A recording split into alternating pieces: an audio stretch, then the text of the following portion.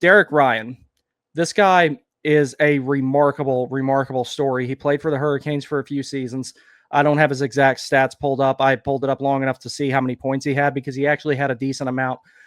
He had a very, very untraditional path to the National Hockey League.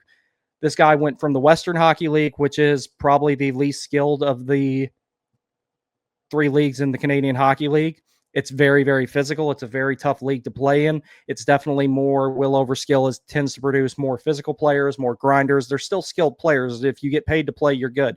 If you play major juniors, you're good. But the Western Hockey League, as far as taking a toll on the body, is the one that can do it the most. After that, he went to play college hockey, but not in America, not NCAA. He played in Canada for the University of Alberta. He then went overseas and played in Austria in their highest level of professional hockey. He was then signed by the Canes. He played one season with the Checkers, and then he became a mainstay in the NHL with the Hurricanes. Now, the Canes were not very good back then, as we all know, but Derek Ryan was definitely a beacon in that. He was a good story and all of that. And, he was a solid bottom six center. He did all the little things well. He would block shots. He was good defensively, good in the circle.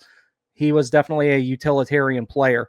But going down the path that he went, making it to the NHL from college hockey to Austria to the Swedish Hockey League, and then eventually making it into the American League. And additionally, as you may have saw in the thumbnail, if you're watching it on YouTube, he at one point in time was the captain of the Charlotte Checkers. So he also had some leadership ability as well.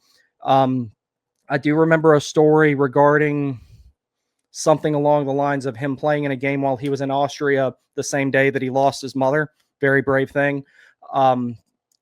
Character guy, great hockey player, and he was definitely one of those examples of don't ever give up if you think you can do something. And he made it to the NHL. He managed to have a 606-game career between the Hurricanes, the Flames, and the Oilers that he just retired from. And he had 82 goals, 127 assists for a total of 209 points.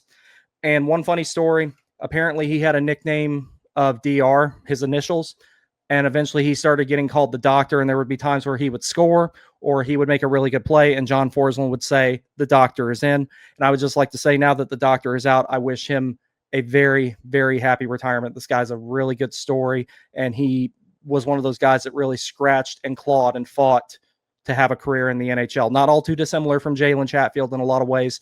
So congratulations to him, and I wish him all the best.